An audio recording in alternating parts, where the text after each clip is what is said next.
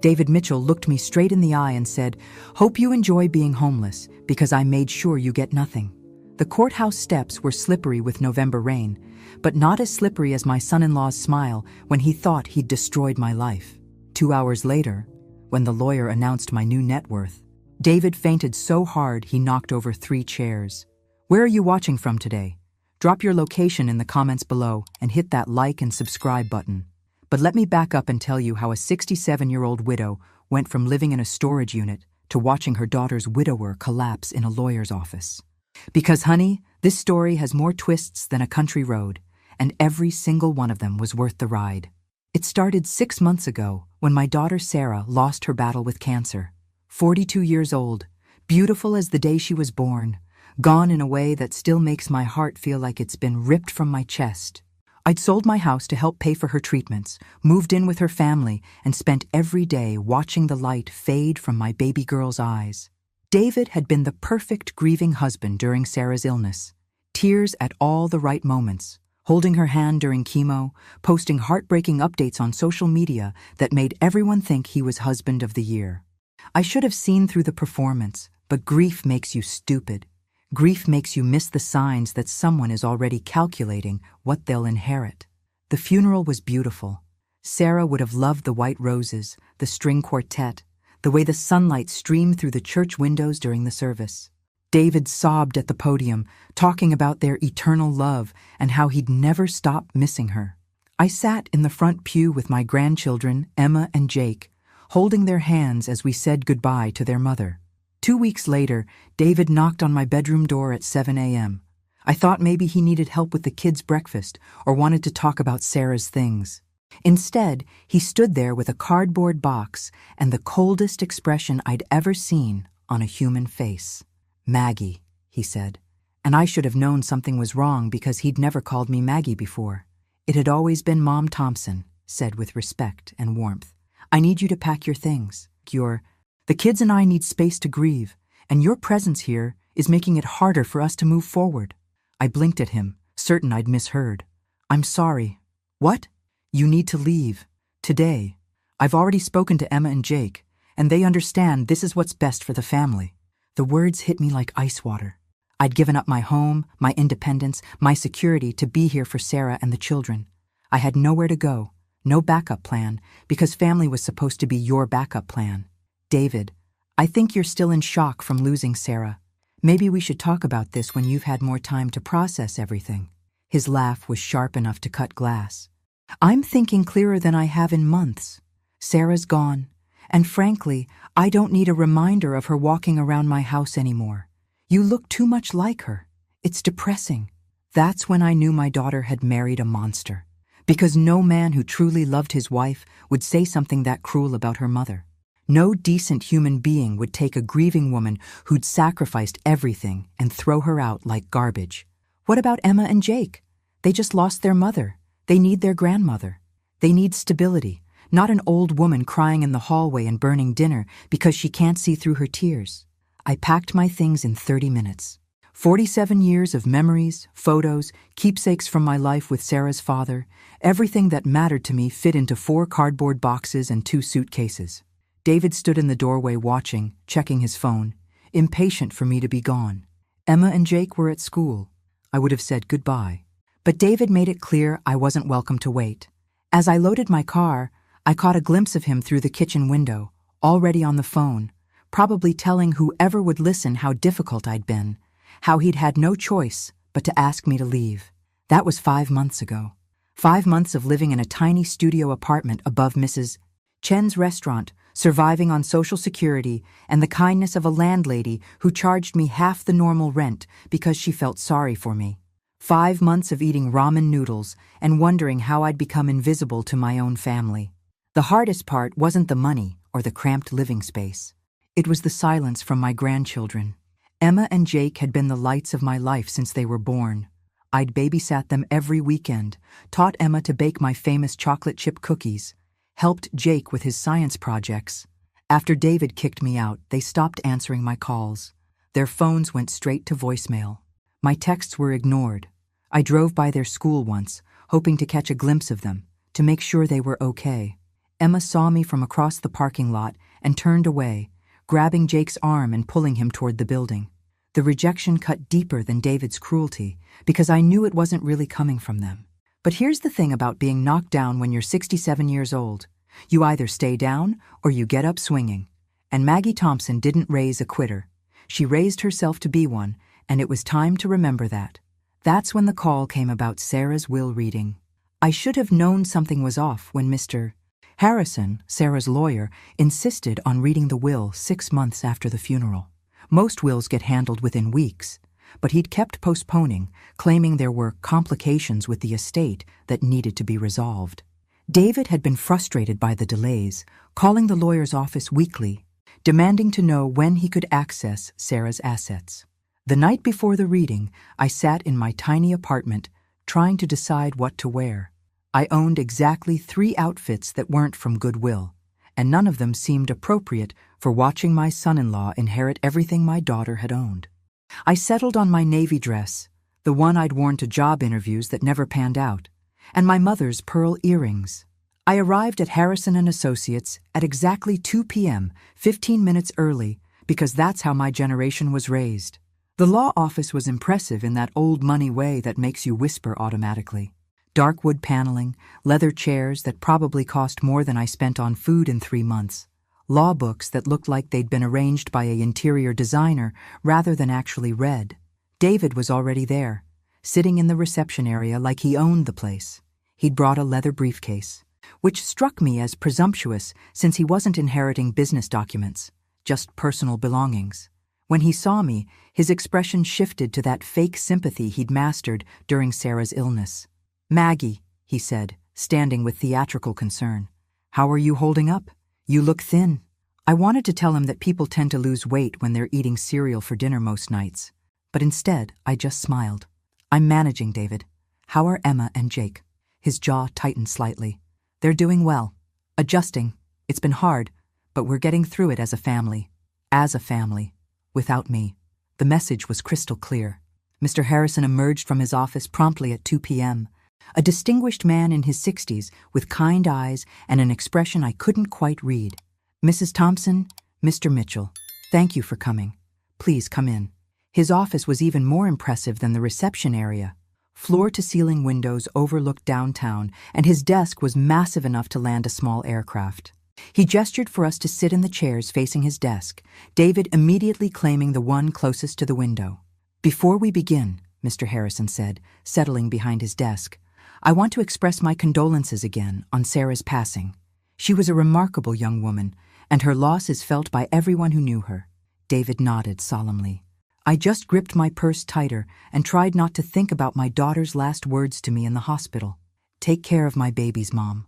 Don't let them forget how much I loved them. Some promises are impossible to keep when the other parent cuts you out of their lives completely." "Now then, Mr. Harrison continued, opening a thick folder. "Sarah's will is relatively straightforward, but there are some specific instructions she wanted followed. David, as her husband, you are named as the primary beneficiary for the house, her car, and her personal checking account."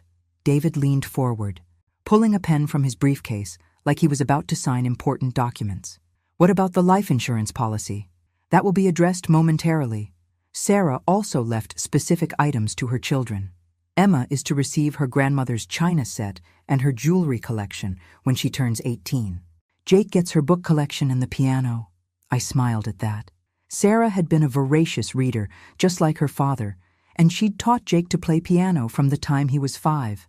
These bequests showed how well she'd known her children, what would matter to them as they grew up. "And for you, Mrs. Thompson," Mr. Harrison said, looking directly at me. "Sarah left her photo albums, her recipe collection, and a letter." A letter. My throat tightened with emotions I'd been holding back for 6 months.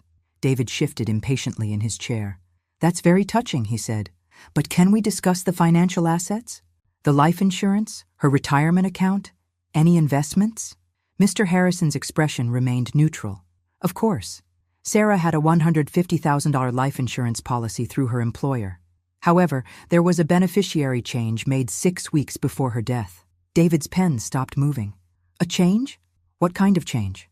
"The policy was originally payable to you as her spouse, However, Sarah amended the beneficiary to her children, with the funds to be held in trust until Emma reaches 25 and Jake reaches 23.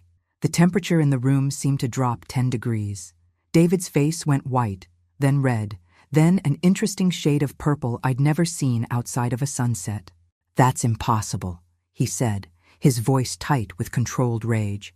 "Sarah never mentioned changing anything. She would have discussed that with me." "I have the signed documentation here," Mr. Harrison said calmly. Sarah was very specific about her wishes regarding her children's financial security. I watched David's hands shake as he tried to process this information. $150,000. Gone.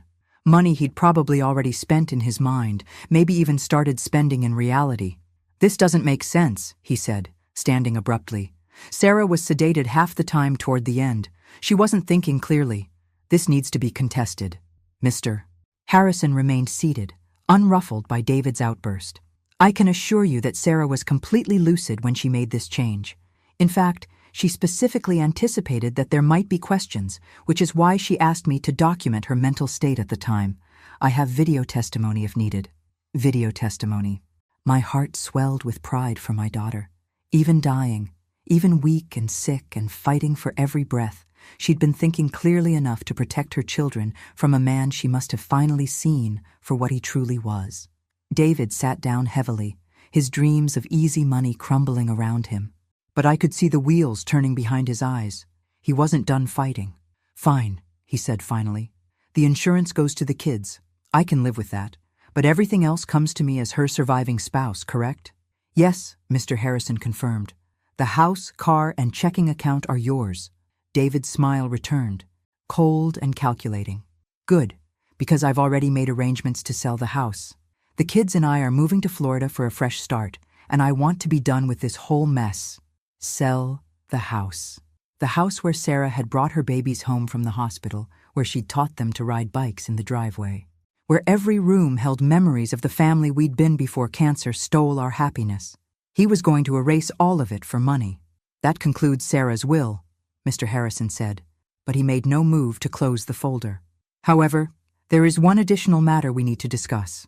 David was already standing, probably planning his next mortgage payment or vacation. "Additional matter?" "Yes. You see, there's been another death in the family recently, one that affects both of you." I felt a chill of premonition. The only family member who'd been sick lately was my Aunt Rose, my father's sister, who'd been in a nursing home in Seattle for the past 10 years. I hadn't heard from her in months, but then again, I'd been a little busy watching my daughter die and becoming homeless. "What death?" David asked impatiently. Mr. Harrison looked directly at me. "Mrs. Thompson, I'm sorry to inform you that your Aunt Rose passed away 3 weeks ago. Her executor contacted our firm because you're named as her sole beneficiary." The world tilted sideways. Aunt Rose had been wealthy, everyone knew that, but she'd never married, never had children, and I'd always assumed her money would go to charity. We'd exchanged Christmas cards for decades, but I couldn't even remember the last time we'd spoken on the phone. "I don't understand," I said slowly.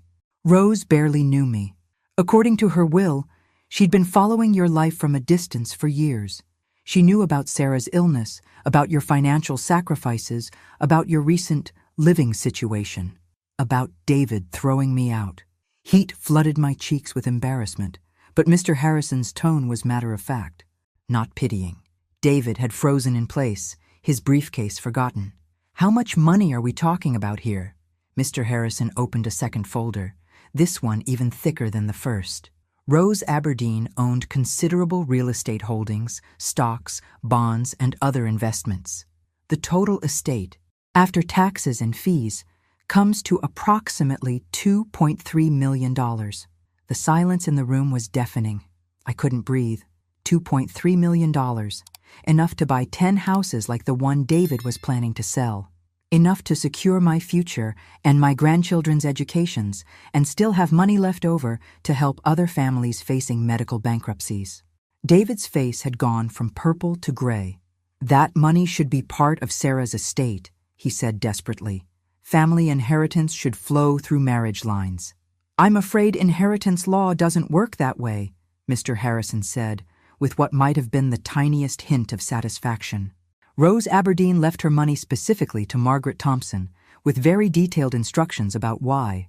He handed me an envelope with my name written in spidery handwriting I recognized from decades of Christmas cards. Inside was a single sheet of paper covered in the same careful script. "My dear Maggie," it read, "by the time you read this, I'll be gone, and you'll be wondering why a crazy old lady you barely knew left you a fortune. The truth is, I've been watching your life for years through Sarah's Christmas letters and Facebook posts. I saw how you loved your family, how you sacrificed for them, how you gave up everything to care for your daughter in her final months. I also know that David Mitchell threw you out of your home after Sarah's funeral, leaving you with nothing but grief and a broken heart. Consider this money my way of evening the score. Use it wisely. Help those children when they're old enough to understand who really loves them, and remember that sometimes the universe has a sense of justice after all. You've earned every penny of this inheritance through your kindness, your strength, and your grace in the face of cruelty. Now go show that worthless son-in-law what happens when you mess with a Thompson woman. Love, Aunt Rose." When I finished reading, tears were streaming down my face. David was staring at me with an expression I'd never seen before. Fear. Pure, undiluted fear. Because suddenly, the powerless old woman he'd discarded like trash was the one holding all the cards. David's transformation from smugly confident to desperately calculating happened faster than a summer storm. Before I could even process Aunt Rose's letter, he was sliding his chair closer to mine, his voice taking on that honeyed tone I remembered from Sarah's courtship years. "Maggie, this is incredible news," he said, reaching over to pat my hand like we were old friends. "Sarah would be so happy to know that her mother is financially secure. This takes such a weight off all of our shoulders." I pulled my hand away and folded Aunt Rose's letter carefully. 20 minutes ago, this man had been calculating how quickly he could cash Sarah's life insurance check. Now, he was acting like my sudden wealth was something that affected him personally. "I'm still processing this myself, David," I said quietly. Of course. It's overwhelming." His smile was so bright it could have powered a small city. "But this is wonderful for the children, too. I mean, with your resources and mine combined, we can really make sure Emma and Jake have everything they need." Combined. There it was. He was already figuring out how to get his hands on my inheritance. Mr. Harrison cleared his throat. "Mrs. Thompson, there are some documents you'll need to sign, and I'll need to schedule an appointment to discuss the various accounts and properties you've inherited. It's quite complex." "Properties?" I asked. Rose owned a beachfront cottage in Maine, a downtown Seattle condo, and 3 rental properties in Portland. Plus, there's the stock portfolio, several CDs, and a money market account. You'll want to work with a financial advisor to develop a management strategy. David was practically vibrating with excitement. "Maggie, you should come home with us tonight. We need to celebrate as a family, and there's so much to discuss. The kids will be thrilled to see you." 6 months ago, I would have believed him. 6 months ago, I would have thought the money had somehow made me worthy of love again. But living on ramen noodles and silence teaches you to recognize hungry wolves, even when they're wearing sheep's clothing. "That's very kind, David, but I think I need some time to let this sink in." "Nonsense," he said, standing and extending his hand like he expected me to take it. "Your family. This is exactly the kind of news that brings families together." I remained seated. Funny how money does that. His smile flickered for just a moment. "What do you mean?" 6 months ago, I was a depressing reminder who needed to be removed from your house for the children's emotional well-being. Today, I'm family again. The only thing that changed was my bank balance." Mr. Harrison was watching this exchange with the fascination of someone witnessing a chess match between a master and someone who just learned the rules. David's face cycled through several emotions before settling on wounded innocence. "Maggie, I think you misunderstood my position back then. We were all grieving, making decisions that seemed right at the time, but maybe weren't ideal. I've regretted asking you to leave from the moment you drove away." "Have you?" I stood up, gathering my purse. "Because when I called last Christmas to talk to Emma and Jake, you told me they were too busy to come to the phone. When I sent birthday presents, they were returned unopened. When I showed up at Jake's baseball game 3 months ago, You told the security guard I was harassing your family. Each fact I recited made his expression tighter. He'd probably forgotten half of these incidents, dismissing them as easily as he'd dismissed me. There were misunderstandings, he said weakly. No, David, there was cruelty. Deliberate, calculated cruelty designed to erase me from my grandchildren's lives so completely that they'd forget I ever mattered to them. Mr. Harrison stepped in smoothly. Mrs. Thompson, shall we schedule a time for you to come back and handle the inheritance paperwork? Perhaps next week when you've had time to process everything? That would be perfect, I said, grateful for the interruption. Thank you for everything, Mr. Harrison.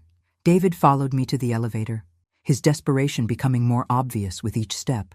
Maggie, please don't leave angry. Sarah wouldn't want this between us. She'd want us to come together for the children's sake. The elevator doors opened, and I stepped inside. You know what Sarah wanted, David? She wanted her children to know their grandmother loved them. She wanted them to have stability and security and family connections that would last their whole lives. Instead, you taught them that love is conditional, that family can be discarded when it becomes inconvenient. That's not fair, he protested as the doors started to close. Neither was throwing out a grieving woman with nowhere to go, I replied. But life has a funny way of balancing the scales. The last thing I saw before the elevator doors shut completely was David's face, pale and desperate, as he realized that the powerless woman he'd discarded was now the one person who could change his children's futures. I drove home to my tiny apartment in a daze, my mind reeling with numbers that seemed too large to be real. $2.3 million, enough money to buy dignity, security, choices. Enough money to make David Mitchell very, very sorry he'd ever underestimated Maggie Thompson. But first, I needed to figure out what kind of woman I wanted to be with this power. Because Aunt Rose was right about one thing. The universe did have a sense of justice. The question was what I planned to do with it. My phone started ringing at 6 a.m. the next morning. I ignored it. Then it rang again at 6:15, 6:30, and 6:45.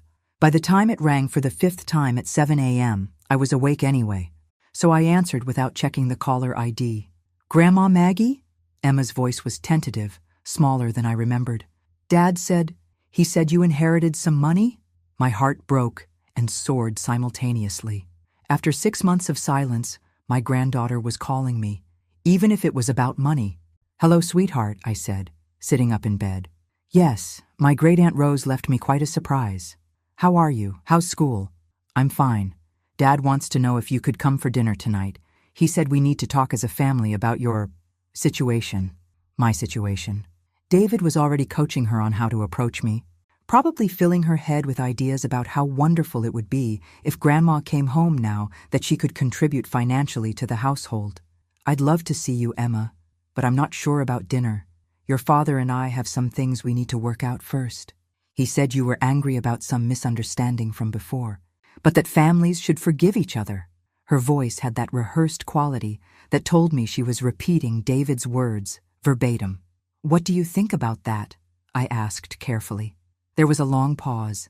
I missed you at my birthday party, she said finally, so quietly I almost didn't hear her. I looked for you, but Dad said you were too busy to come. I closed my eyes, fury and sadness warring in my chest. David had told me Emma didn't want to see me. He'd told Emma I was too busy to see her. The lies went both ways, designed to keep us apart and break the bond between us. I wanted to be there more than anything, I said. I wasn't too busy. I wasn't invited. Oh, another long pause. Dad says you might help pay for my college now. And there it was. David had already started the campaign, making sure the children understood that my worth was tied to my ability to finance their futures. It was manipulative and disgusting, but also revealing. He was scared enough to show his hand this early, which meant he knew he was in a weak position. Emma, can you do something for me? Can you tell your father that I'll consider having dinner with the family, but only if he and I talk privately first? Just the two of us. Okay. He's going to ask what you want to talk about. Tell him I want to discuss the past 6 months. All of it. And Emma, I love you and your brother more than you'll ever know. That hasn't changed, no matter what anyone has told you. Her voice was thick with tears when she responded. I love you too, Grandma. After she hung up, I sat in my tiny kitchen drinking coffee and planning my strategy. Because make no mistake, this was war now. David had used my grandchildren as weapons against me, turning them into unwitting soldiers in his campaign to erase my presence from their lives. But now I had resources he desperately needed, and it was time to negotiate from a position of strength. My phone rang again at 10 a.m. David this time, his voice carefully controlled. "Maggie, Emma said you want to talk privately before coming to dinner. Of course, I think that's wise. We have a lot to discuss." "Yes, we do, but not at your house. Meet me at Giovanni's restaurant on Main Street at noon. We'll talk there." I chose Giovanni's deliberately. It was public enough that David couldn't lose his temper completely, but intimate enough for serious conversation. More importantly, it was where he'd taken Sarah on their first official date 15 years ago. If he had any residual conscience about how he'd treated his wife's mother, maybe the location would remind him. I arrived first and chose a corner table where we could talk without being overheard.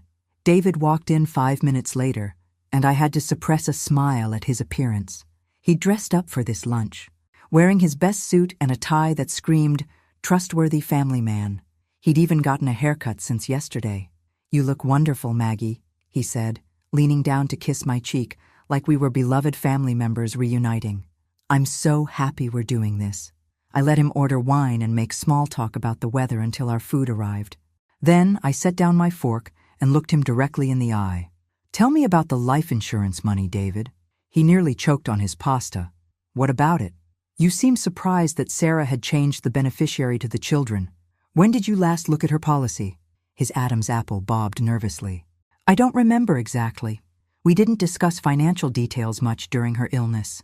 "That's interesting, because according to the insurance company, you called them 4 times in the month before Sarah died, asking about claim procedures and payout timelines." The blood drained from his face. "How do you know that?" "I called them yesterday. Beneficiaries have access to certain information, and since the money is going to Emma and Jake, they were very helpful." This was a complete lie.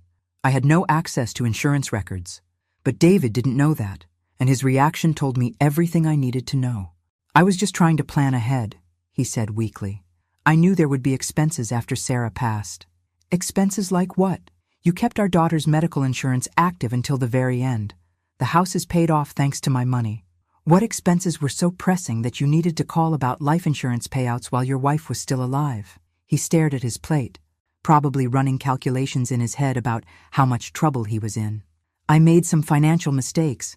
I thought the insurance money would help me fix them." "What kind of mistakes?" The silence stretched between us. Finally, he looked up with the expression of a man who'd been backed into a corner with no way out. "I borrowed against Sarah's retirement account without telling her. When she got sick and couldn't work, I couldn't make the payments back. I thought the life insurance would cover it."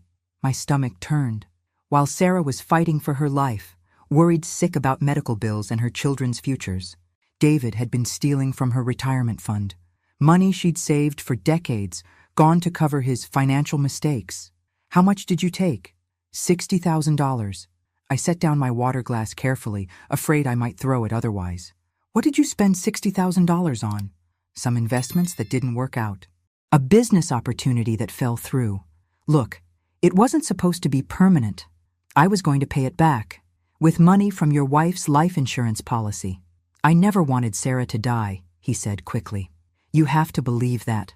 But when it became clear that she wasn't going to recover, I had to think practically about the future. Practically. While I was sleeping on a cot next to my daughter's hospital bed, while I was selling my house to pay for experimental treatments, while I was watching the love of my life waste away to nothing, David was thinking practically about how much money her death would bring him. And then you found out the insurance was going to the children instead." He nodded miserably. "Sarah must have suspected something. She never said anything to me, but she must have known." Of course Sarah had known. My brilliant, intuitive daughter had figured out what kind of man she'd married and protected her children's inheritance from him. Even dying, she'd been 10 steps ahead of her husband's greed. "So when you kicked me out of the house," I said slowly, "it wasn't because my presence was making it hard for you to grieve. It was because you needed to sell the house to cover the money you'd stolen from Sarah's retirement account." "Partly. Yes. And you cut me off from Emma and Jake because you were afraid I'd figure out what you'd done. I was trying to protect them from family drama while they were grieving their mother. You were protecting yourself. I leaned forward. Tell me, David, what happens when the retirement account company realizes the money is missing? When they start asking questions about unauthorized withdrawals? His face went white. I'll pay it back. With what money? You just told me your investments failed and your business opportunity fell through. The house sale might cover it, but then what? How do you support your children? He stared at me across the table, and I could see the exact moment when he realized why I'd wanted this private conversation. This wasn't just about the past 6 months. This was about the future, his children's future, all of it suddenly dependent on the goodwill of the woman he'd thrown away like garbage. I'll figure it out, he said finally. Will you? I reached into my purse and pulled out a manila envelope. These are printouts of public records. Your mortgage payments have been late 4 times in the past 6 months. You've maxed out 3 credit cards. Your car payment is overdue. You're not figuring anything out, David. You're drowning. I stood up and put on my coat. Dinner with my grandchildren tonight sounds lovely. Pick me up at 6. And David, we're going to discuss some new family arrangements, because things are about to change dramatically around here. I left him sitting at the table, staring at the evidence of his financial collapse, finally understanding that the old woman he'd discarded now held his entire future in her hands. David picked me up at exactly 6 o'clock, driving Sarah's car because his truck was apparently having transmission problems he couldn't afford to fix. He'd changed into jeans and a sweater, abandoning the business suit for something more family dinner appropriate. His smile was strained, and his knuckles were white as he gripped the steering wheel. "The kids are really excited to see you," he said as we pulled into his driveway. I explained that there had been some miscommunication between us, and we're working things out now. Miscommunication. That was what he was calling 6 months of deliberate cruelty and isolation. "How much did you tell them about your financial situation?" I asked. His jaw tightened. "I didn't want to worry them with adult problems. So they don't know you've been stealing from their mother's retirement account." "Could you please not put it like that?" he snapped, then immediately softened his tone. "Look, I made mistakes, but I'm handling it. Tonight should be about family, about moving forward together." The house looked exactly the same from the outside, but walking through the front door felt like entering a museum exhibit titled "Life Before Everything Fell Apart." Sarah's pictures were still on the mantel. Her coffee mug still sat in the kitchen sink. Her reading glasses were still folded on the end table next to her favorite chair. David had preserved everything like a shrine, which might have seemed touching if I didn't know he was probably too broke to redecorate. Emma appeared from the kitchen, taller than I remembered, her dark hair pulled back in Sarah's signature ponytail style. She hesitated for a moment, then threw her arms around me in a hug that felt like coming home. "I missed you so much, Grandma," she whispered. "I missed you too, sweetheart. More than you know." Jake wandered in from the family room, 15 now and all arms and legs like a young colt. He'd grown at least 3 inches since I'd last seen him, but his smile was the same shy, sweet expression that had melted my heart since he was a toddler. "Hey, Grandma Maggie," he said, accepting my hug with the awkward grace of a teenager who still loved his grandmother but wasn't sure how to show it. "How's baseball season going?" I asked. "Pretty good. I made varsity this year." "Varsity as a sophomore? That's incredible." His face lit up with pride. "Coach says I might get a scholarship if I keep improving." David bustled around the kitchen, pulling plates from cabinets and talking nonstop about how wonderful it was to have the family together again. But I watched my grandchildren carefully, and what I saw broke my heart. They were walking on eggshells around their father, quick to agree with everything he said, careful not to make noise or mess. The easy, chaotic warmth that had filled this house when Sarah was alive had been replaced by the tense quiet of children afraid to disturb an unstable adult. Over dinner, David launched into what was clearly a rehearsed speech about family values, forgiveness, and second chances. The children listened politely, but Emma kept glancing at me with an expression I couldn't quite read. "So," David said finally, setting down his fork with dramatic emphasis, "I've been thinking about Grandma Maggie's new situation, and I believe it presents some wonderful opportunities for all of us." "What kind of opportunities?" Emma asked carefully.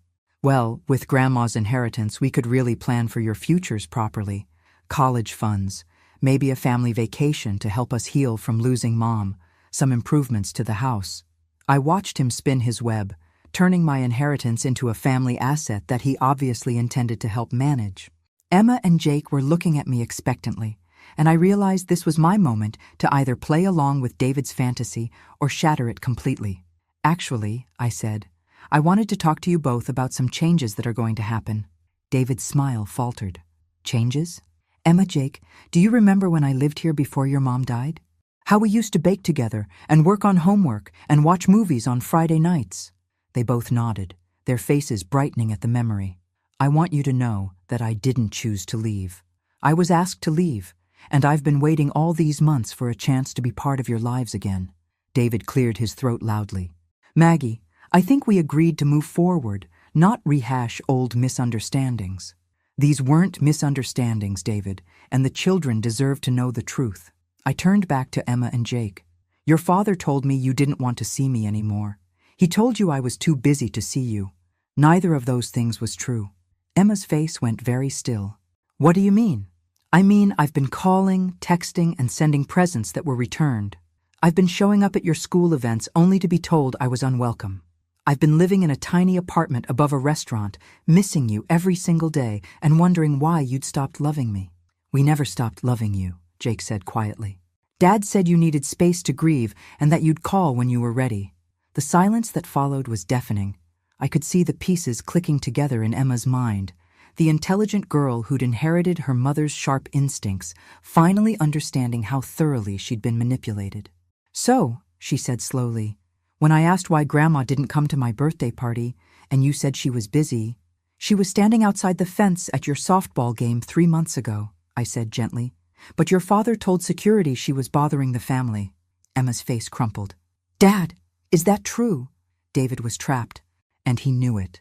He could lie, but Emma was old enough now to fact-check his stories. He could tell the truth, but that would expose him as the manipulator he'd become. He chose a middle path that satisfied no one. I was trying to protect you from adult complications, he said. Your grandmother and I had some disagreements about what was best for the family, and I thought it would be easier if we worked them out privately. By cutting me off from my grandchildren for 6 months, I asked. By making them think I'd abandoned them? That wasn't my intention. Emma stood up abruptly. I need some air, she said, and walked out onto the back deck. Jake followed her, leaving David and me alone in the kitchen, surrounded by the remnants of a family dinner that had blown up faster than either of us had anticipated. You didn't have to do that, David said quietly. Yes, I did. Those children have been living with lies for months. They deserve to know why their grandmother disappeared from their lives. And what happens now? You've got the money, you've got the moral high ground, you've turned my kids against me. What's your end game here? I looked around the kitchen where I'd helped Sarah learn to cook, where I'd bandaged scraped knees and listened to homework complaints and watched my grandchildren grow up. This house held the best memories of my life, but it also held the worst 6 months. My end game, I said, is making sure Emma and Jake have the stability and security their mother wanted for them, with or without you. His face went pale. What does that mean? Through the window, I could see my grandchildren sitting on the deck steps, talking in low voices, probably trying to process the truth about their father's lies and their grandmother's disappearance. It means, I said, that we need to have a very different conversation about the future, because the old David who could throw away inconvenient family members doesn't exist anymore. The new David needs to prove he deserves to be part of his children's lives. I left him sitting at the kitchen table and went outside to talk to Emma and Jake, because whatever happened next, they were going to be part of the decision-making process. They'd been manipulated and lied to for long enough. It was time they learned what having real power felt like. Emma was crying when I found her on the deck, but they were angry tears, not sad ones. Jake sat beside her, his arm around her shoulders in a gesture that reminded me so much of Sarah, it took my breath away. Is Dad in financial trouble? Emma asked without preamble. Because weird things have been happening, and now, with what you said about him needing your money. I sat down on the step below them. What kind of weird things? The electricity got turned off last month, Jake said. Dad said it was a mistake by the power company, but they made him pay a bunch of money before they'd turn it back on. And he's been working extra shifts at the construction site. Even weekends, Emma added. He said it was to save money for our college funds, but if Mom had a retirement account, these children were too smart for their own good. Or maybe they were exactly as smart as they needed to be to survive a parent who'd been lying to them for months. Your father made some financial mistakes, I said carefully. He's trying to fix them, but it's complicated. Did he steal Mom's money? Emma asked directly. The question hung in the air between us. I could lie, protect David's image as their father, maintain the fiction that adults always made good choices. Or I could trust these children with the truth and let them start making informed decisions about their own lives. He borrowed money from her retirement account without permission, I said finally. He was hoping to pay it back, but his investments didn't work out. Emma's tears stopped. Her face went very calm, very still, in a way that reminded me of Sarah when she was furious. So he stole from Mom while she was dying, and then he kicked you out because he was afraid you'd find out. Emma, I started. No, it makes sense now. Why he's been so weird about money. Why he freaked out when Mom's life insurance went to us instead of him. Why he suddenly wants to be best friends with you again. She wiped her face with the back of her hand. How much money did Mom leave us? $150,000, split between you and Jake. Jake whistled softly. That's a lot. It's enough for college, Emma said. It's enough that we don't have to depend on Dad for everything. The calculating tone in her voice worried me. 16 was too young to be thinking about financial independence from your only living parent. But David had forced this situation by his own choices. What are you thinking, sweetheart? Emma looked at me with eyes that were far too old for her face.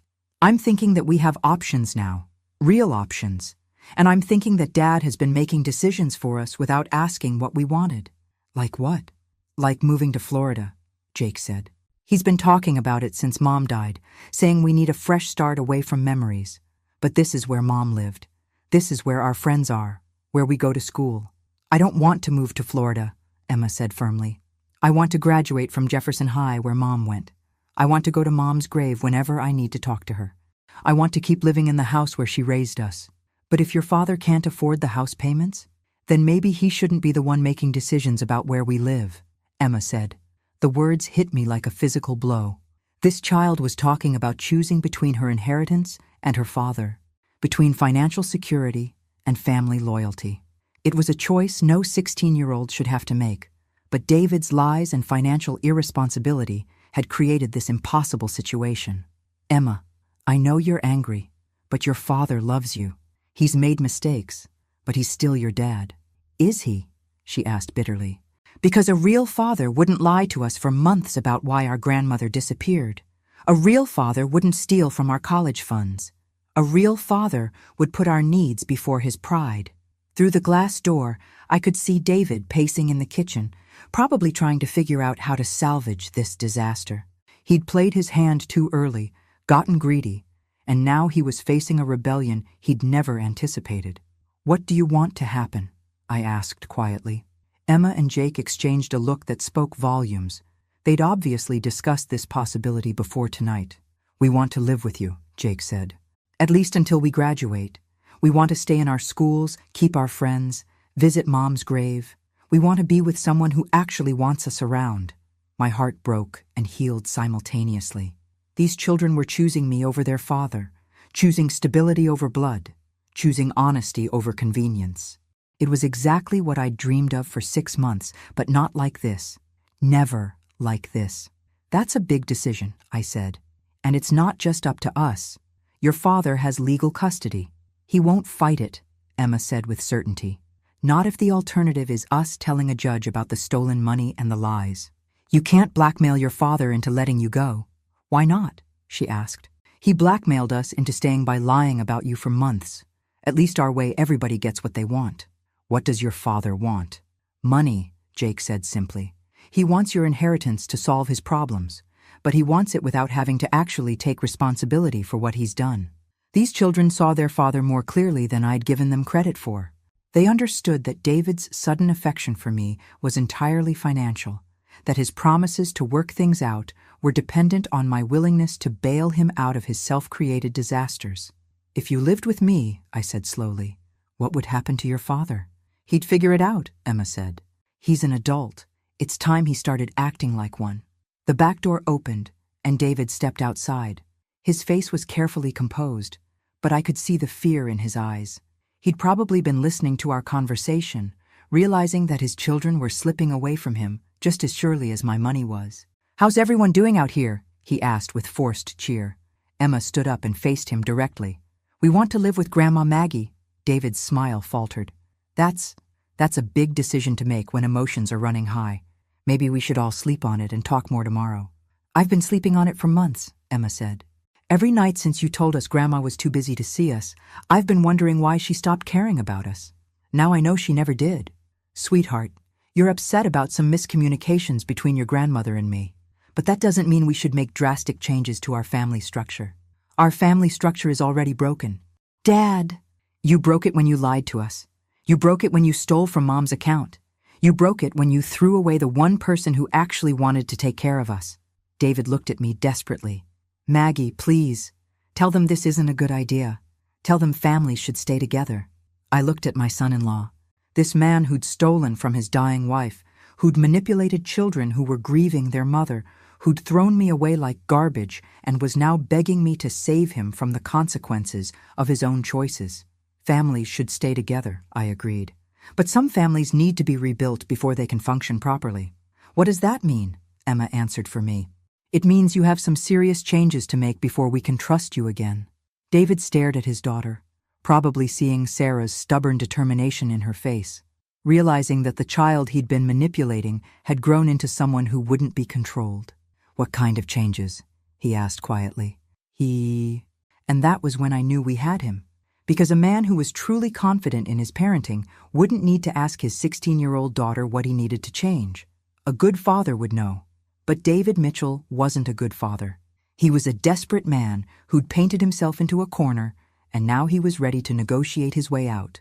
The question was whether Emma and Jake were old enough to handle the power they'd suddenly found themselves wielding. The negotiation took place around Sarah's kitchen table, the same table where we'd planned her treatment schedules and discussed her funeral arrangements. It felt fitting, somehow, that this conversation about the children's future was happening in the space where their mother had made so many decisions about their welfare. David sat across from Emma and Jake, looking like a defendant facing a jury. I positioned myself at the head of the table, not quite neutral but not completely aligned with either side. The children needed an advocate, but they also needed to understand that choices had consequences for everyone. Okay, David said, his voice carefully controlled. Tell me what you want. Emma had clearly been thinking about this for longer than just tonight. She pulled out a piece of paper covered with her neat handwriting. First, we want the truth about everything. No more lies about money, about Grandma, about why you make the decisions you make. David nodded reluctantly. Okay. Second, we want to stay in this house and finish school here. No moving to Florida or anywhere else without our agreement. The house payments, David started, can be covered if you get help from people who care about us, Jake interrupted, but only if you prove you can be trusted with that help. Smart boy. He was learning that financial dependence could flow in both directions. Third, Emma continued, we want regular time with Grandma Maggie, not just when you need something from her, but because she's our family and we love her. That's fair, David said. Fourth, you get counseling. Real counseling, not just a couple sessions to make us happy. You need to figure out why you thought it was okay to lie to us about everything. David's jaw tightened. I don't need a therapist to tell me how to raise my children. You need something, Emma said firmly, because what you've been doing isn't working. I watched this exchange with a mixture of pride and heartbreak. Emma was advocating for herself and her brother with a maturity that should have been unnecessary at 16. But David's lies had forced her to grow up too fast, to become her own protector when the adult who should have been protecting her had failed. What happens if I agree to all of this? David asked. Emma looked at me, and I realized she was asking for backup. These children were strong, but they were still children. They needed an adult to help them navigate the complex territory they'd entered. If you agree, I said slowly, then we work together to create a family structure that actually serves Emma and Jake's best interests. That might mean financial support. It might mean shared custody arrangements.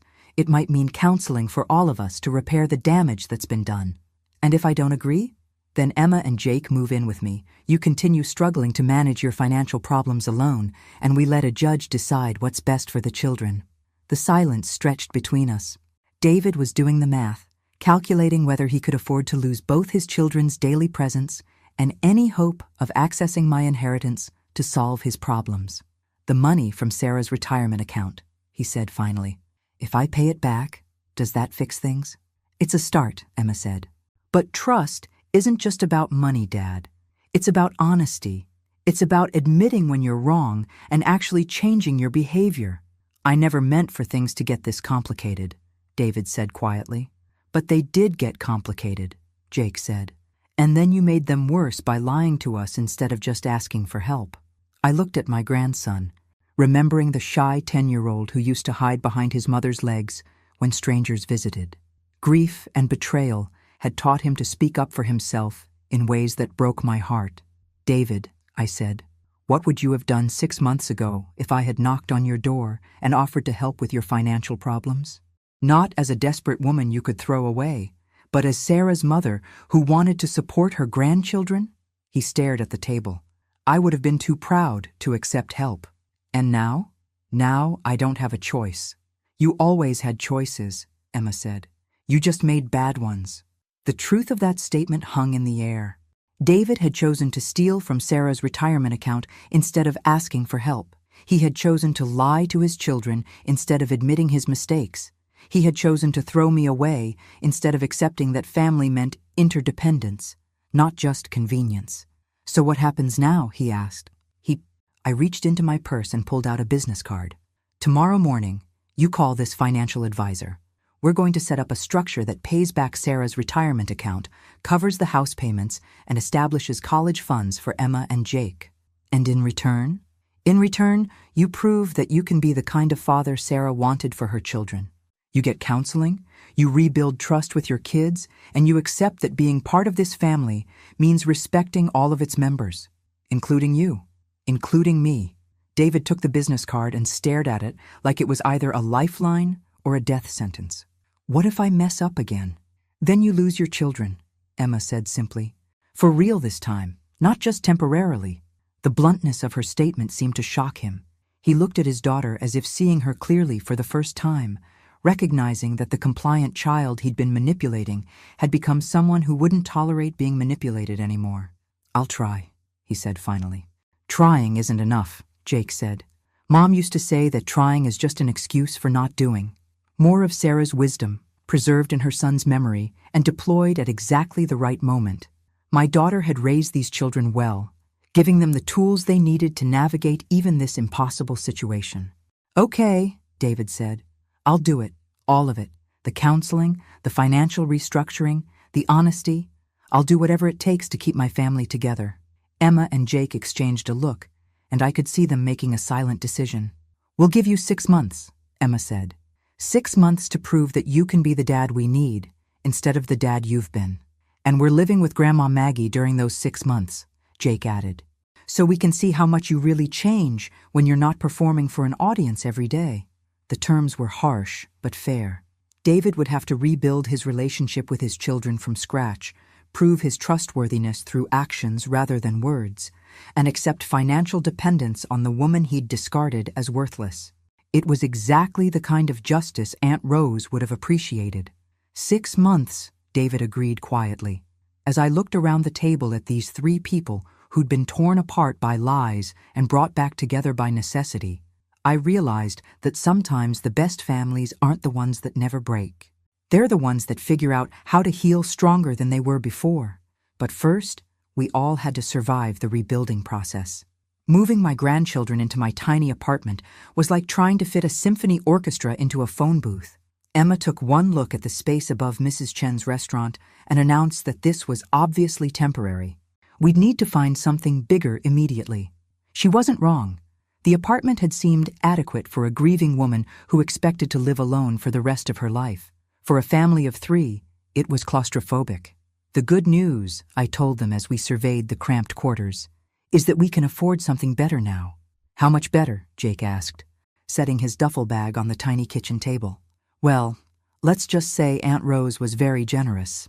I'd decided to tell them about the inheritance gradually. The full amount was overwhelming even for me. For teenagers who'd been living with financial uncertainty for months, it might be too much to process all at once. That first weekend, we went house hunting. Not in the expensive neighborhoods where David's house was located, but in the older part of town where Sarah had grown up, where the houses had character and the yards were big enough for gardens and family barbecues. "I want a house with a porch," Emma declared, as we walked through our third showing of the day. Mom always said she wanted a house with a big front porch where she could drink coffee in the mornings. "And a 2-car garage," Jake added, "for when I get my license.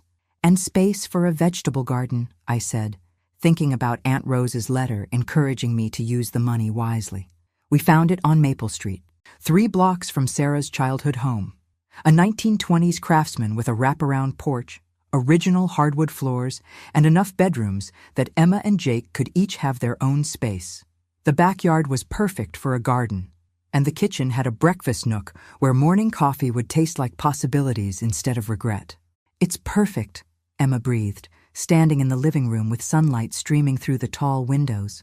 "It's expensive," I said, though not nearly as expensive as it would have been 6 months ago. "Can we afford it?" Jake asked. I thought about Aunt Rose, about her desire to even the score for all the kindness I'd shown and cruelty I'd endured. "Yes, sweetheart, we can afford it." The paperwork took 2 weeks to finalize. During that time, Emma and Jake settled into their new school routines, and I started the process of untangling David's financial mess.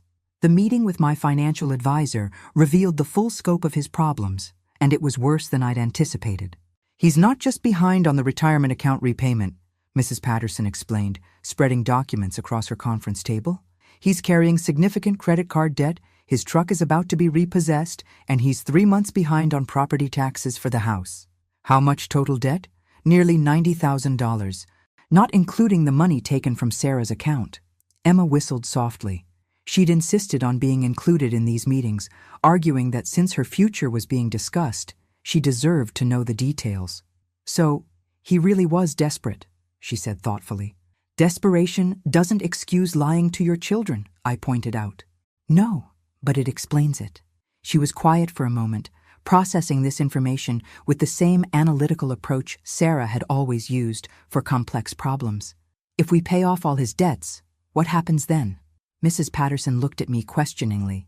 We hadn't discussed the possibility of clearing David's debts entirely, just restructuring them to make them manageable.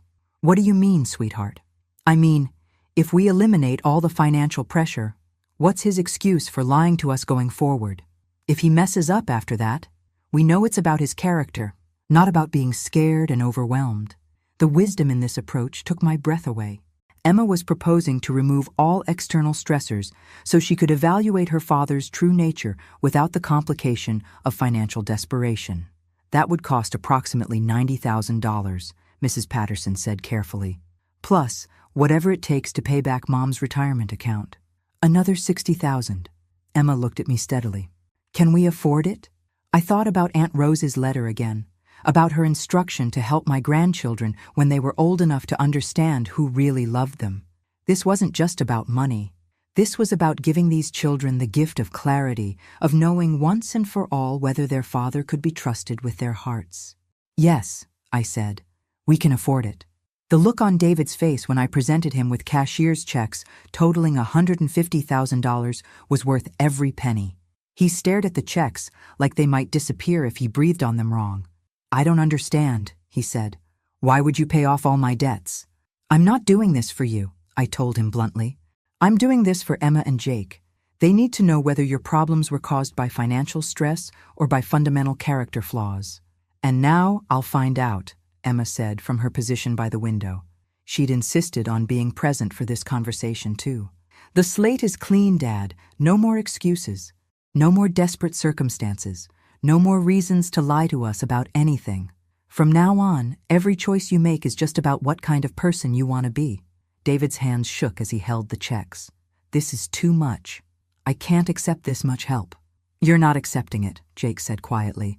"It's being given to your children's future, and you just happen to benefit from it. What happens if I take this money and things still don't work out between us? Emma and I exchanged glances. We'd discussed this possibility extensively. Then you keep the money, Emma said. But we're done trying to have a relationship with you. This is your last chance to prove that you can be the father we need. No pressure, David said weakly. Actually, lots of pressure, Emma corrected. We're betting $150,000 that you're capable of becoming someone we can trust again. Don't make us lose that bet. After David left with his checks and his new mortgage on proving his worthiness, Emma and I sat in our new kitchen drinking coffee and watching Jake shoot baskets in the backyard. Do you think he'll change? She asked. I don't know, but now we'll find out who he really is underneath all the financial stress and lies. And if he doesn't change, then you and Jake will know that you tried everything possible to save the relationship. Sometimes the most loving thing you can do is give someone enough rope to either climb out of their hole or hang themselves with it.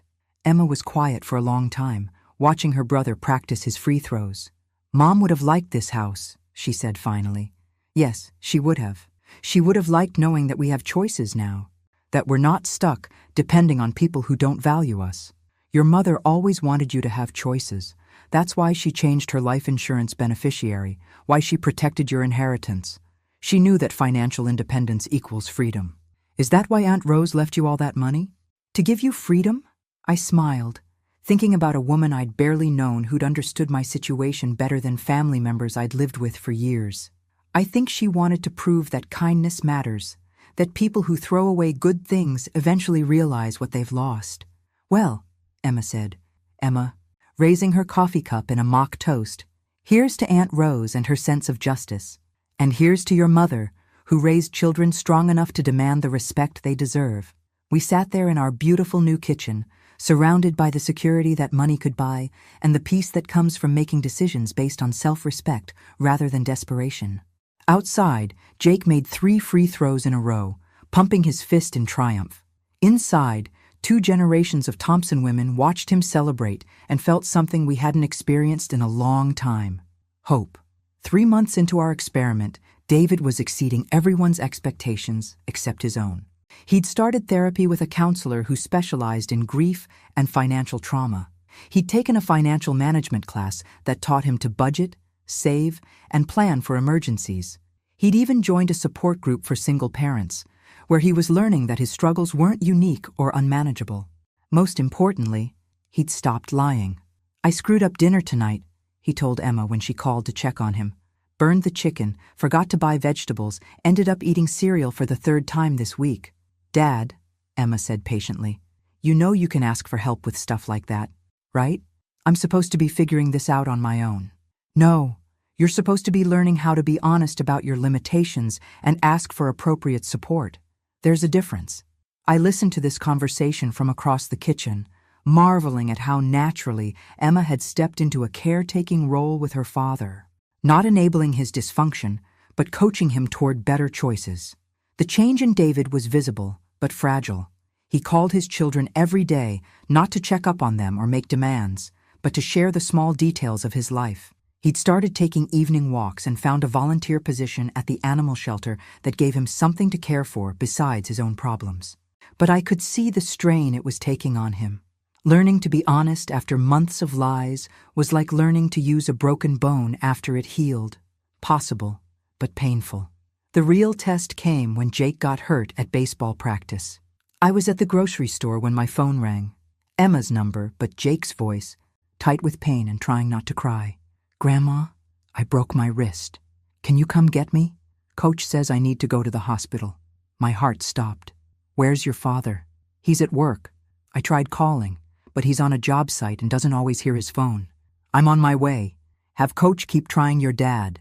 20 minutes later, I was holding Jake's good hand in the emergency room while a nurse explained that he'd need surgery to repair the fracture. His wrist was swollen and bent at an angle that made my stomach turn.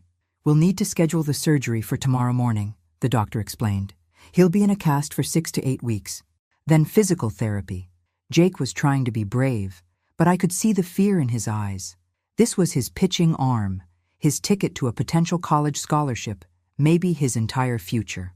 Will I be able to play baseball again? He asked quietly. With proper healing and rehabilitation, Absolutely. But you'll need to follow the recovery protocol exactly. No shortcuts, no trying to come back too early. That's when David burst through the emergency room doors, still in his work clothes, dirt on his boots and panic in his eyes. Where is he? Is he okay? What happened? Jake's face lit up when he saw his father. And I realized how much these children had missed having a parent who showed up when they needed him. "Hey, Dad," Jake said, trying to smile despite the pain medication making him groggy. "I broke my wrist, but the doctor says it'll heal fine."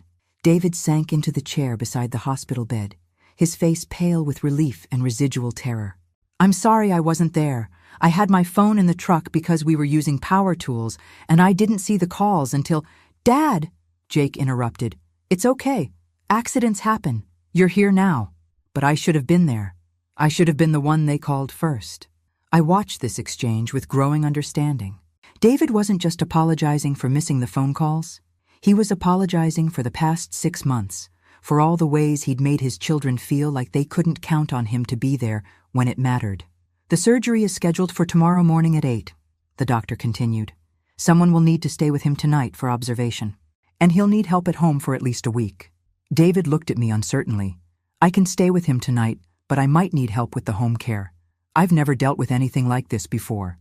6 months ago, David would have tried to handle everything himself, probably would have lied about his capabilities, rather than admit he needed help. Tonight, he was asking for support before the situation became a crisis. "Of course," I said. "We'll figure it out together." The surgery went smoothly, but Jake's recovery was harder than any of us had anticipated. The pain medication made him nauseous. He couldn't shower normally, and simple tasks like getting dressed became major projects. Worse, the orthopedic surgeon had been clear that pushing too hard too early could result in permanent damage to his pitching ability. David surprised everyone by being exactly the kind of parent Jake needed. Patient with the medication schedule, helpful with daily tasks, firm about following medical restrictions, even when Jake got frustrated and wanted to do more than he was allowed. "No throwing anything until the doctor clears you," David said, when he caught Jake tossing a tennis ball against his bedroom wall 3 weeks after surgery. "It doesn't even hurt anymore," Jake protested. "Hurt isn't the same as healed. Your grandmother and I didn't pay for surgery so you could mess up your arm by being impatient." I noticed that David had started talking about us as a united front, no longer positioning himself as separate from the family structure we'd created. It was a small change, but significant. The biggest change came during Jake's follow-up appointment, 6 weeks after surgery. "The bone is healing beautifully," the doctor announced, studying the x-rays. "You can start physical therapy next week, and if that goes well, you might be cleared for light throwing by the end of the month." Jake's face broke into the first genuine smile I'd seen since the injury. "Really? I can start getting ready for next season? If you work hard in physical therapy and don't rush the process, absolutely." That night, David called a family meeting in our kitchen. Emma, Jake, and I gathered around the table while he stood nervously by the counter, clearly working up the courage to say something important. "I've been thinking," he began, "about the arrangement we made 6 months ago, about proving that I could change, that I could be the kind of father you deserved." Emma and Jake exchanged glances. The 6-month deadline was still 2 weeks away, but we'd all been wondering what would happen when the trial period ended. "I realize now that I can't prove I've changed just by being different for a few months," David continued. "Real change means accepting that I might keep messing up and having systems in place to handle that." "What kind of systems?" Emma asked. "Like not trying to parent you two alone anymore. Like accepting that your grandmother isn't just financial backup. She's family. Like understanding that asking for help isn't weakness. It's wisdom." He sat down at the table with us, no longer standing apart from the group. "What I'm trying to say is that I don't want to go back to the way things were before, even if you're willing to forgive me. I want us to keep being a family the way we are now, with everyone's voice mattering, everyone's needs being considered." Jake leaned forward. "Does that mean you want us to keep living with Grandma?" "I want you to live wherever you feel safest and happiest. If that's with your grandmother, then that's what I want too." Emma stared at her father with an expression I couldn't quite read. "And if we wanted to move back in with you? Then I'd want your grandmother to be part of that household, not just a visitor. She's not going to disappear from our lives again, no matter what. The silence that followed was thoughtful rather than tense. These children were weighing their options with the seriousness of adults who'd learned that choices have consequences. I think, Emma said slowly, that we're all different people than we were 6 months ago. Maybe we need to figure out what our family looks like now instead of trying to go back to what it used to be. What does that mean? David asked. Jake answered. It means maybe we don't go back to the old way. But we don't stay exactly like this either. Maybe we figure out something new. I looked around the table at these 3 people who'd been torn apart by grief, lies, and desperation, and who'd somehow found their way to this moment of possibility. Whatever we decide, I said, we decide together. No more unilateral decisions, no more secrets, no more throwing away people who love us. David's eyes filled with tears. I'm sorry, he said. I'm so sorry for all of it. We know, Emma said gently, and we forgive you. But Dad, don't mess this up again. This is really your last chance. I won't, he promised. I swear to you, I won't. And for the first time in months, I believed him. 1 year later, I stood in the kitchen of our Maple Street house, watching David teach Jake how to make Sarah's famous chocolate chip cookies. Jake's wrist had healed perfectly, stronger than before, and he'd made the varsity baseball team as a junior. But today, he was more interested in getting the cookie dough consistency right than in practicing his pitching. Mom always said the secret was browning the butter first, Emma called from the living room, where she was working on college applications. I know, David replied patiently. Your grandmother taught me that last week. The family we'd rebuilt looked nothing like the family we'd lost when Sarah died. But it worked. David had moved into the apartment above Mrs. Chen's restaurant, close enough to be involved in daily life, but far enough away that we all had space to breathe. Emma and Jake split their time between both houses, treating the arrangement as natural as children who'd grown up with divorced parents. More importantly, we'd all learned to talk to each other. Really talk, not just exchange pleasantries or avoid difficult subjects. Have you heard from the admissions office at Northwestern? David asked Emma as he measured vanilla extract. Not yet, but their early decision deadline isn't until next month, so I'm trying not to stress about it. Your mother would be so proud, I said, looking up from the financial documents I was reviewing. She always dreamed of you going to her alma mater. I know, but if I don't get in, there are other options. Great options. I'm not going to base my entire future on one school's decision. The wisdom in that statement reminded me how much Emma had matured over the past year. She'd learned to make backup plans, to value herself independent of other people's approval, to understand that rejection wasn't a reflection of her worth. Jake had learned different lessons. He'd discovered that asking for help made him stronger, not weaker. That admitting fear or pain or uncertainty didn't make him less of a man.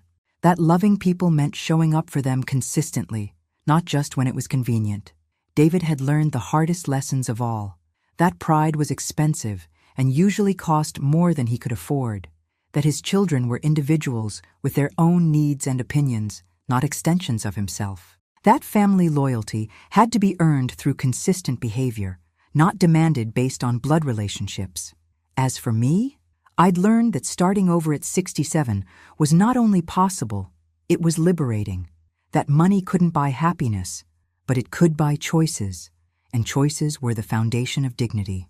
That throwing away someone who loves you is always a mistake, but sometimes it takes losing them to understand their value.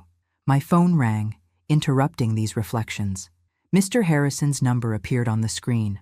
Mrs. Thompson, I hope you don't mind me calling on a Saturday, but I have some news about your estate planning documents. I'd been working with him to establish trusts for Emma and Jake, to ensure that Aunt Rose's generosity would benefit multiple generations of our family. What kind of news? I've had an interesting conversation with a representative from the Rose Aberdeen Foundation. It seems your aunt established a charitable foundation years ago, and they're looking for someone to serve on the board of directors. I nearly dropped the phone. I'm sorry, what?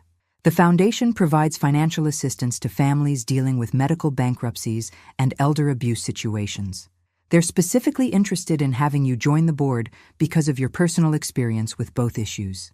I looked around my kitchen, at David patiently helping Jake measure flour, at Emma sprawled on the living room floor surrounded by scholarship applications, At the life we'd built from the wreckage of David's betrayal and my despair. What would that involve? Reviewing grant applications, making funding decisions, possibly sharing your story at fundraising events. They meet quarterly, and the time commitment is manageable. But Mrs. Thompson, the work they do, it's exactly what you've been through. Helping people who've been discarded by family members, supporting medical families who've lost everything trying to save someone they love. I thought about Aunt Rose, about her letter encouraging me to use the money wisely and help others when I could. This felt like her hand reaching across time, guiding me toward a purpose I hadn't known I was looking for. I'd like to learn more about it, I said. After hanging up, I shared the news with my family. David stopped mixing cookie dough, Jake paused his measurement calculations, and Emma looked up from her essays. "That sounds perfect for you, Grandma," Emma said immediately. "You could help other families avoid what we went through. Or recover from it, like we did," Jake added. David was quiet for a moment, then smiled. "Sarah would love this. She always said you had more wisdom and strength than you gave yourself credit for. It would mean traveling occasionally, being away from home for board meetings and events. We can handle that," David said confidently. "We're a team now. We've got each other covered." 6 months earlier, David wouldn't have been confident about managing anything alone. Now, he was volunteering to hold down the fort while I pursued opportunities that mattered to me. That evening, we had dinner on the front porch, sitting around the outdoor table David had built as a birthday present for Emma. The autumn air was crisp, the leaves were turning colors that reminded me of Sarah's favorite sweater, and the conversation flowed easily between college plans, baseball seasons, work projects, and foundation possibilities. "I have an announcement," Emma said as we finished dessert. "Northwestern called yesterday." My heart stopped. And I got in. Early admission, partial scholarship. The celebration that erupted probably disturbed neighbors 3 blocks away. Jake whooped. David applauded, and I immediately started calculating scholarship amounts and remaining costs and dormitory expenses. "But," Emma continued, raising her hand for silence, "I'm not sure I want to go." The cheering stopped abruptly. "What do you mean?" David asked carefully. "I mean, Northwestern was Mom's dream for me, not necessarily my dream for myself. And after everything we've been through this year, after seeing how family can fall apart and come back together, I'm not sure I want to be 8 hours away from you all." The maturity in this statement took my breath away. Emma was turning down a prestigious university, not because she was afraid of leaving home, but because she'd learned to value the relationships that had sustained her through crisis. "Sweetheart," I said gently, "your mother wanted you to go to Northwestern because she believed in your potential, not because she wanted to control your choices. If there's somewhere else you'd rather be, somewhere that feels right for who you are now, then that's what you should choose." "Actually," she said, smiling, "there is somewhere else. University of Chicago offered me a full scholarship to study social work. They have a program that focuses on family crisis intervention and financial counseling for medical families." The silence that followed was profound.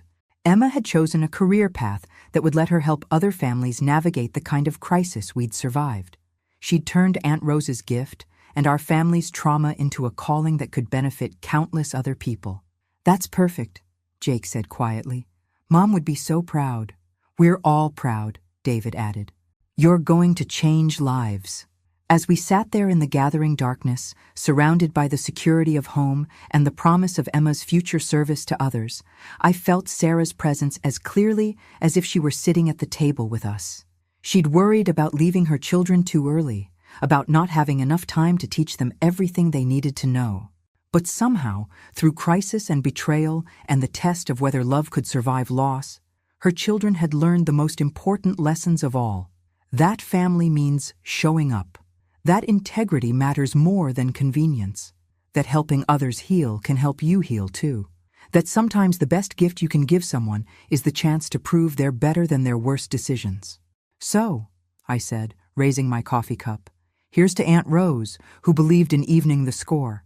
To Mom," Emma added, "who protected us even when she couldn't stay to raise us. To second chances," David said quietly, "and the people who offer them when you don't deserve them. To family," Jake concluded, "the kind you choose and fight for and rebuild when it breaks. We sat there on the porch of the house that Aunt Rose's gift had bought, surrounded by the love that Sarah's wisdom had protected, living the life that forgiveness had made possible. And for the first time since my daughter died, I felt complete. The universe, it turned out, did have a sense of justice after all. You just had to be patient enough to let it unfold. As I looked around the table at these three people who'd traveled with me from betrayal to redemption, I realized that David had been wrong about one thing in the lawyer's office that day. I hadn't enjoyed being homeless, but I was certainly enjoying being home. Thanks for listening. Don't forget to subscribe and feel free to share your story in the comments. Your voice matters.